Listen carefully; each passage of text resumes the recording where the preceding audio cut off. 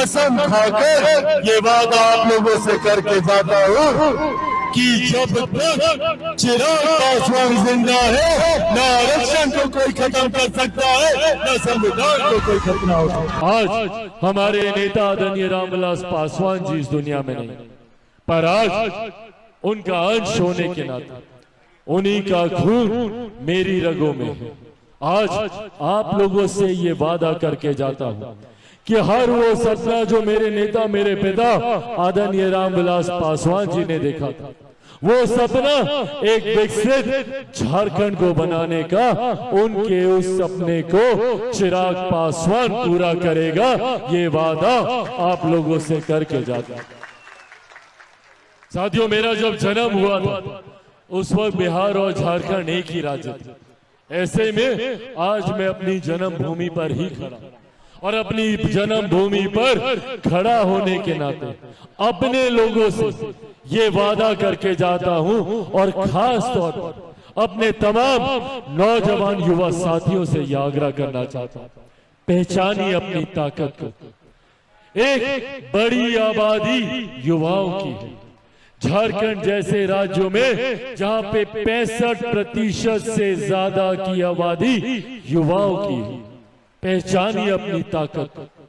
अगर ये 65% युवा एक हो जाए, एकत्रित हो जाए, एकजुट हो जाए, तो दुनिया की कोई ताकत हमें आगे बढ़ने से नहीं रोक सकती। जरूरत है हमें एकजुट होने की।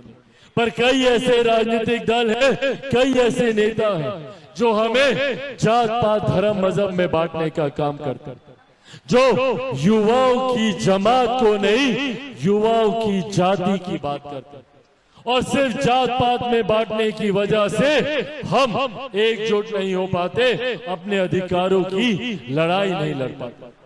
आज मैं अपने युवा साथियों से यह आह्वान करूंगा, जात पात धर्म मजहब से उठकर हमें सोचने की जरूरत है।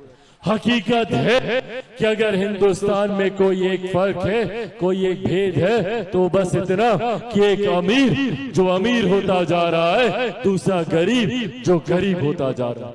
और इस गरीब जाति में हर जात पात धर्म मजहब के लोग, अगर सही मायनों में अगर हम लोग एक विकसित झारखंड की बात करना चाहते हैं, एक विकसित झारखंड का निर्माण करना चाहते हैं, तो उस गरीब जाति में आने वाले हर व्यक्ति की हमें बात करनी होगी, भले वो किसी भी जाति से आता, भले वो किसी भी धर्म से आता।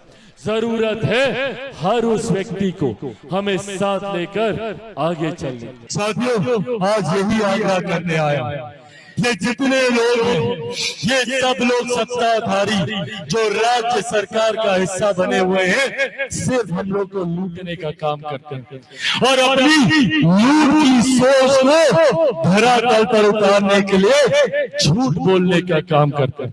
हम लोगों को डराने बहकाने का काम करते हैं। कभी ये लोग बोलते हैं आरक्षण समाप्त हो जाएगा, कभी ये लोग बोलते हैं संविधान समाप्त कर दिया जाएगा। साथियों, आज पुनः आप लोगों के बीच में यहाँ मौजूद हूँ, मेरे प्रधानमंत्री आदरणीय नरेंद्र मोदी जी से ये विश्वास लेकर, और मेरे नेता आदरणीय रामविलास पासवान जी के संघर्षों की कसम खाकर ये वादा आप लोगों से करके जाता हूँ कि जब तक चिराग पासवान जिंदा है, न आरक्षण को कोई खत्म कर सकता है, न संविधान को कोई खत्म हो सकता है।